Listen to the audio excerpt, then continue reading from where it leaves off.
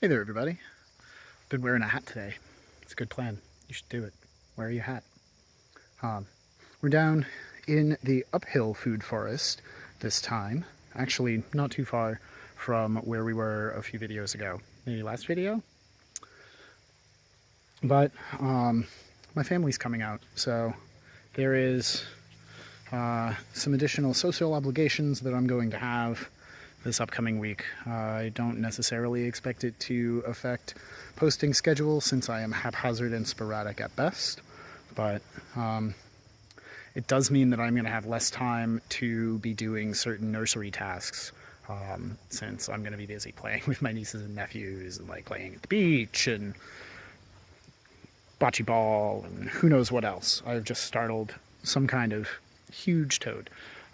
So I figured I'd show you guys what I'm doing as a lazy nursery owner and what I am doing to kind of skip over a task step when it comes to bringing plants to market. So here we go. We're back in the same area as the raspberry that we had buried under logs previously as part of a demonstration video. They're doing okay. This guy has perked up a little bit, so I'll probably bring another log or stone or something to pop that guy down right there. But we have all of these additional branches, and many of them are not going to be the ones that I am going to select for fruit-bearing canes for next year's season. And so what I am going to do is take all of these little nursery pots that have little homes, and I am going to bend these guys down and into the pots. Just a second, I am going to summon some stones for this project. We have successfully summoned the stone. There's an additional step between me saying I'm going to summon them and them appearing where they are. If you're in New England, you can actually summon stones too by saying, I'd like to plant a tree there, and then digging a hole. Guaranteed, you'll hit at least that many. But so, now we are just going to take these, pin them down like that, and add a little bit of additional mulch to the top of them once the stone is in place. Edit it out, you know. Okay, well, I'm going now.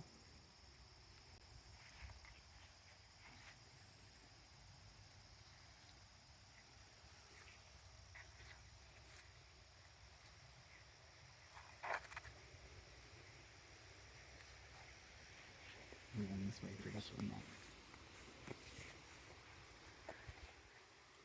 Ooh, that's prickly.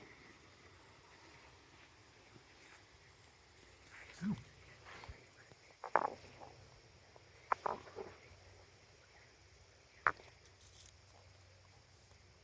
I believe I can one hand.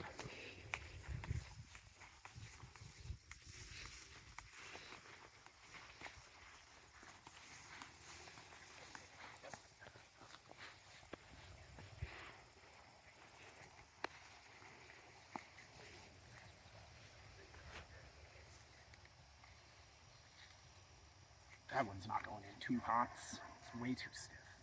It's way too firm. This would probably be a good candidate for cuttings later this season if we wanted to do that.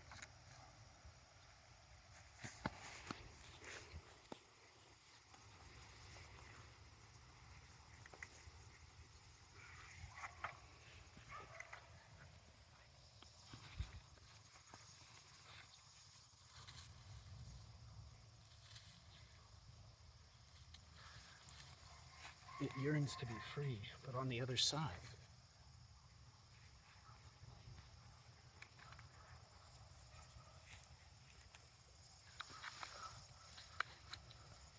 Oh, that's great. I think I have one more pot. So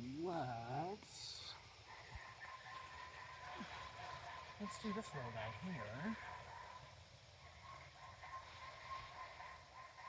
So there you have it. Rocks on pots on canes. And I'm just going to come through with a little bit of wood chip and just kind of fill in around the rock. And we'll check these guys in a little bit. The ones on the other side of this bush that we had done a little while ago together, those are starting to turn that woodier color as opposed to the green that you'll see in a skyward soaring shoot. Once they do that, I'll start seeing little roots on them probably in the next couple of days. We've done something similar, if you guys recall, way over there in that other little raspberry patch. Actually, let's walk over there. So we are down in the raspberry patch of Anne where Lance has been chewing on all of these. Just wanted to show you guys the flowers of the Apios americana that we have planted in here. They are our clusters just going all the way up. I'll zoom back out so this isn't as jarring. But there are clusters of flowers going all the way up. And this is the first time that it has flowered for me, though I have seen representations of the flowers in photographs. And I gotta say, they're pretty neat. But so, down over here, there are the wild raspberries all throughout. And then this little tiny pocket of cultivar ones. And down in here, right under this, actually, I'm gonna lift it out just a little bit. You can see all the little root hairs beginning to grow and come off of this main stem. So this guy is rooting, and the ones in the patch up there are a few days behind this. About a week or so, I guess. So we will be watching closely and excitedly for when those guys start popping up in their own pots. Already done. Practically already mulched. It'll be great, and I can just clip them, bring them to market, and hopefully someone will have a wonderful future with them. So this is our plan. I have a few more of those to do, and then comes harvesting food to bring to the beach house for my family to enjoy with me and Nicole. So, until next time, folks, thanks for watching. Happy planting.